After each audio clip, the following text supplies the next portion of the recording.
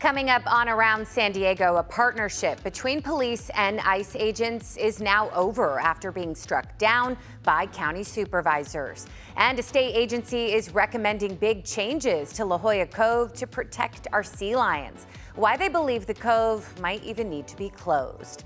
Plus, more than 80 years after the Holocaust, one San Diego nonprofit is pushing to keep the history alive with a permanent museum here in the city.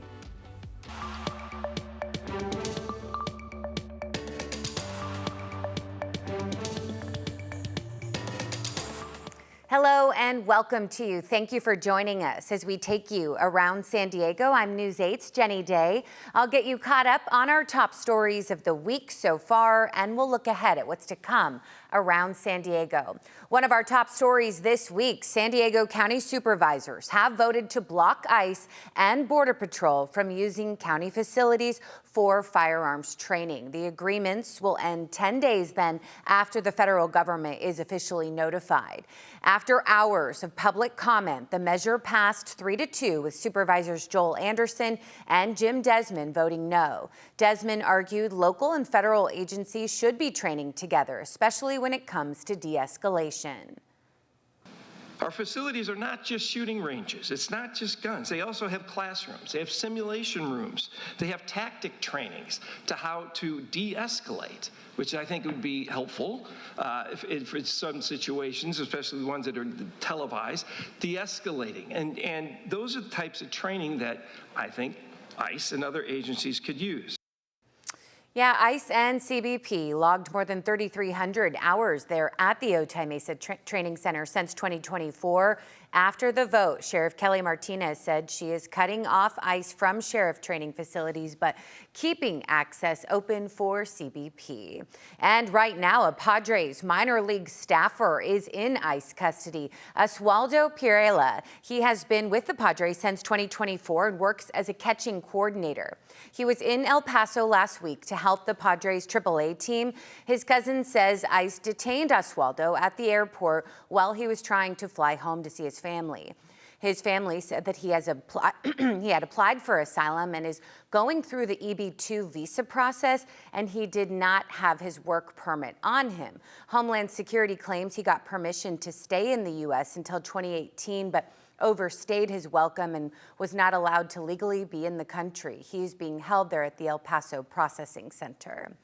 And dozens of reptiles were found after a cross-border smuggling bus, and they are recovering now at the San Diego Zoo. Last week, 66-year-old Georgina Bereskia Chavez was arrested while crossing into the U.S. Federal prosecutors say a compartment in her car was filled with 69 live animals inside pillowcases, which an officer spotted moving. They say she worked with 28-year-old Chula Vista resident Salvador Palayo, who was also arrested then back in July. Investigators believe they've been working together since 2023, selling protected exotic animals. Both pleaded not guilty to federal charges and face up to 5 years in prison if convicted. Well, it's been a hot week, and that recent wildfire that scorched parts of Sorrento Valley is believed to be arson. The man accused of starting that fire that burned more than 130 acres pleaded not guilty to a felony arson charge. Prosecutors say 30-year-old Brandon Glasgow set a tumbleweed on fire after getting into an argument with a bicyclist on a path Sunday afternoon. They say he told officers he admitted he started the fire and watched the smoke until it got so bad he had to leave.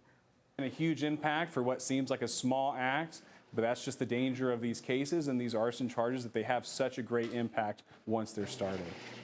Hard to hear. The fire burned 138 acres and led to brief evacuation warnings. Glasgow is being held on $75,000 bail. He could face up to 6 years in prison if convicted. And some members of the California Coastal Commission are raising the possibility of closing La Jolla Cove to protect sea lions. This comes after a teenager pleaded guilty to harassing a sea lion in this video that has gone viral. The Sierra Club Seal Society presented photos and videos of people harassing sea lions, calling for more enforcement instead of a closure. While the city of San Diego has increased park rangers and signage, some say more needs to be done. Just going to say that I'm beyond angry and fairly, quite honestly, just embarrassed to be a city of San Diego resident right now. A cove closure would ultimately have to be carried out by the city, with then the Coastal Commission playing a role in permitting that approval. We'll keep you posted. Well, students from Del Sur Elementary are being relocated to a new school now after mold concerns on their campus at the start of the school year. Families learned more from Poway Unified in a tense meeting where parents pushed for answers. One parent tells News 8 her daughter previously tested positive for mold exposure. Kids from Del Sur will now start classes at Stone Ranch Elementary on Monday. They're expected to be there through September 18th. Well, the former treasurer for Imperial Beach Little League is pleading not guilty to more than a dozen felony theft and embezzlement charges. Roche Cuevas is accused of stealing more than $96,000 from the organization. Prosecutors say she transferred most of that to her Apple Cash account and used her Little League debit card to make unauthorized purchases, including online gambling, gift cards, and a driver's license renewal fee even. Cuevas is free on $20,000 bail. And San Diego County is set to strengthen ethics rules for public officials. The County Board of Supervisors voted 4-0 to develop an anti-corruption measure. It was proposed by Board Chair Tara Lawson-Remer and would ban former county officials from lobbying after leaving office. It would also ban officials from using betting apps or insider trading. Lawson-Remer says the goal is to close any potential loopholes. And the board also voted 3-2 to advance a socially equitable cannabis program. This would help clear the way for new cannabis businesses to open in the county's unincorporated areas, including retail, cultivation, and manufacturing. The goal is to bring safe, legal access to cannabis in those areas. A second hearing will now be held next month before final approval. And a San Diego City Council member says Amazon has kind of been treating Crown Point Park like its own private distribution and delivery hub, but there is no permit, no fee, or no permission. A video was posted online that got a lot of attention. Yeah, Amazon says that this was part of their on-foot deliveries, where packages are staged at designated areas in high-density neighborhoods to reduce van traffic. They also tell us they moved their operation site to a different privately owned location and did get permission to use it. All right, well, the San Diego Humane Society is demanding change after several cases of animal neglect in the city. More on a new state agency being proposed.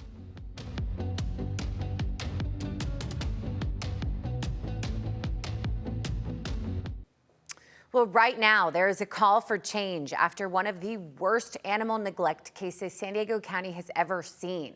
The San Diego Humane Society is urging state leaders to create an animal welfare bureau, saying the state has no single agency making sure laws are actually being followed. News 8, Shannon Handy has more. California has some of the strongest animal welfare laws in the country, but Humane Society officials say there's no one single agency that ensures those laws are followed. And that lack of oversight allows problems to grow until animals end up in crisis. The case at Villa Chardonnay and Julian is one local animal advocates say should never happen again.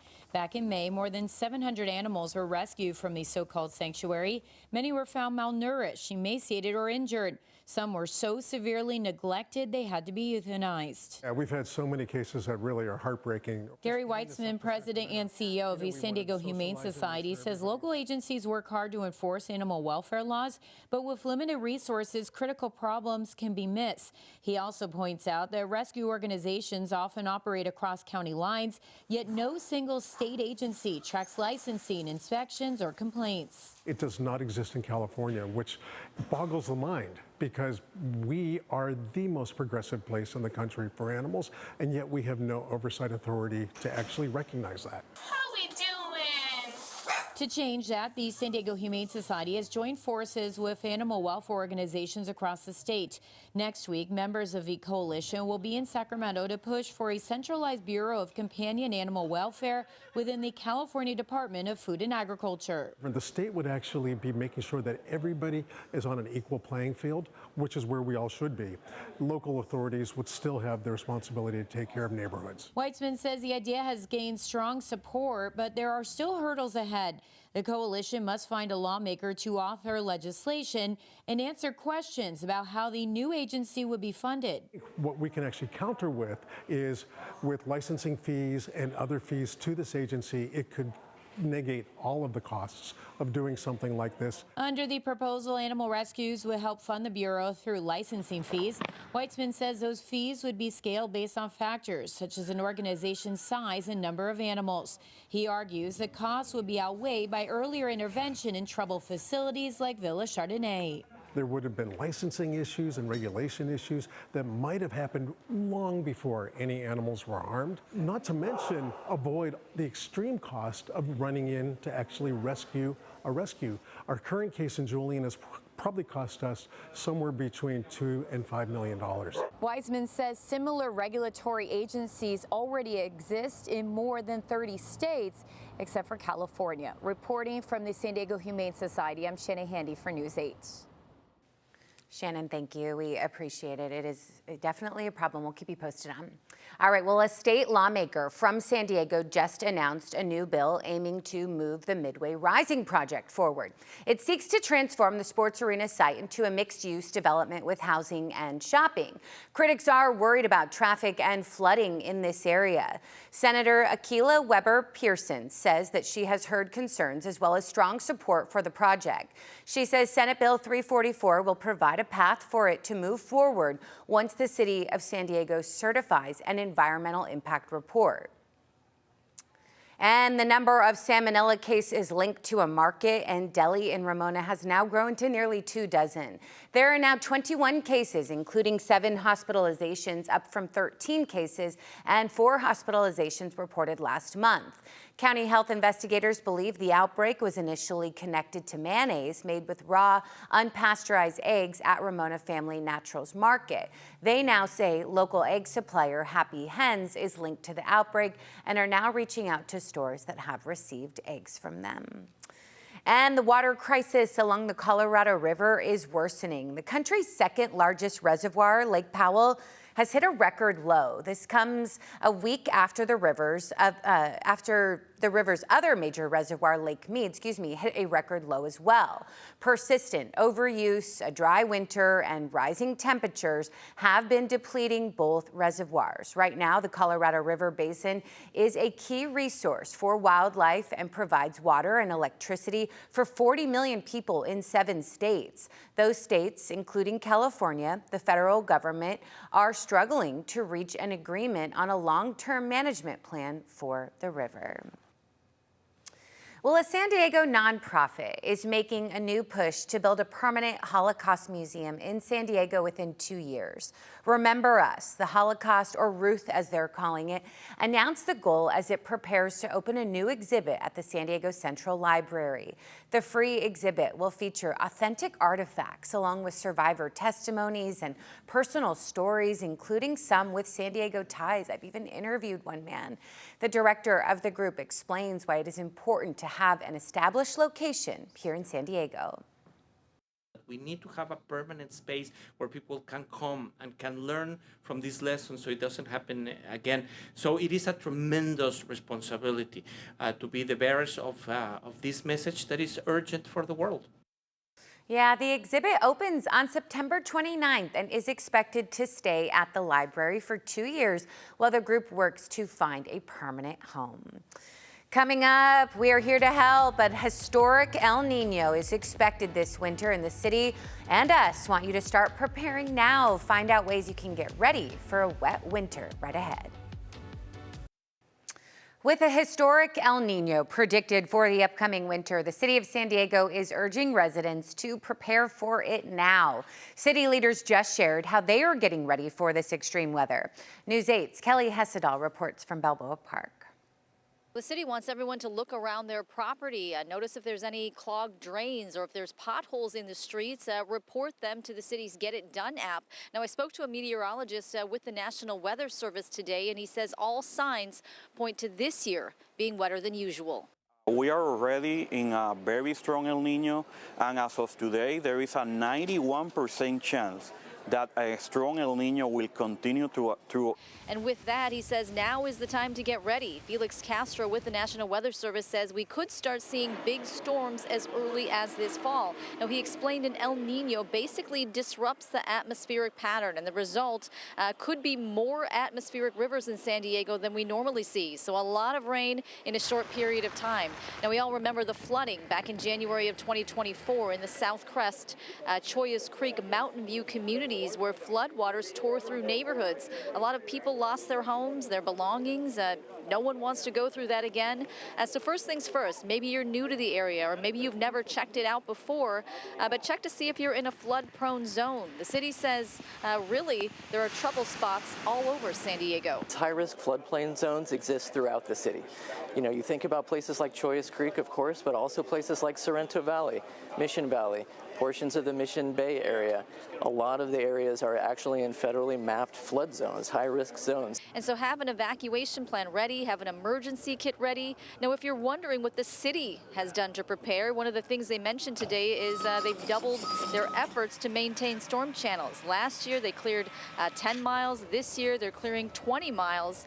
The city says it also has the proper permits to go in and do the work. Now, you may remember that was one of the issues back in 2024. The city said it had hoops to jump through before it could clear some of the storm channels, though residents said they had complained about them for some time. So the city wants you to sign up for its emergency alerts. It also wants you to take a look at the brand new El Nino page that it just created with a bunch of resources on it. We have links to everything up on our website, cbs8.com. Just click on this story. Kelly Hessedal, News 8. And you can watch our series on El Nino and its impacts with the CBS 8 app. Download on your TV or watch for free. Kind of what I know about it is it's going to be less frequent, but when it does rain, really heavy downpour. So we're here to help. All right, well, a 102-year-old East Village landmark could soon become one of San Diego's newest concert venues. Live Nation has bought the historic Wonder Bread building with plans to turn it into a 4,000-person music venue. The project would preserve parts of the original building while adding a modern concert space and premium level. Live Nation says it fills a missing middle between San Diego's small clubs and big arenas with up to 90 shows a year. And El Cajon is reviving a plan to buy Parkway Plaza. The city wants to reshape the 80-acre mall into something entirely new. The city council recently directed staff to explore acquiring the property with a vision that mixes shopping, housing, and transit. El Cajon says it could generate millions in new revenue, but not everyone is on board. A commercial real estate agent we spoke with who is not involved in this deal says cities make difficult landlords and warns taxpayers could end up on the hook. Right now, there is no timeline on that staff report. Well, development of an electric truck charging hub in National City is set to move forward. The Port of San Diego has certified the environmental impact report and approved issuing a coastal development permit for the Tidelands Avenue electric truck hub.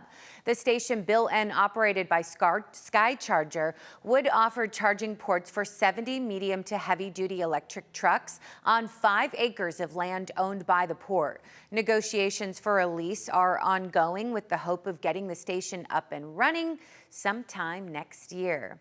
And I just saw one the other day, no driver. Waymo has approval to start offering driverless rides here in San Diego. The California Public Utilities Commission approved the robo-taxi company to launch in San Diego and Sacramento, plus expand into Los Angeles and the Bay Area too. Waymo plans to start rides in San Diego later this summer. Coming up, a San Diego University has new bragging rights after being named the best campus in the country. Can you guess? Find out when. Who next? The University of San Diego has the most beautiful campus and best quality of life among U.S. universities. This is according to the Princeton Review's Best Colleges for 2027 rankings. The rankings are based on about 100 questions asked to 172,000 students at nearly 400 different schools, so bravo.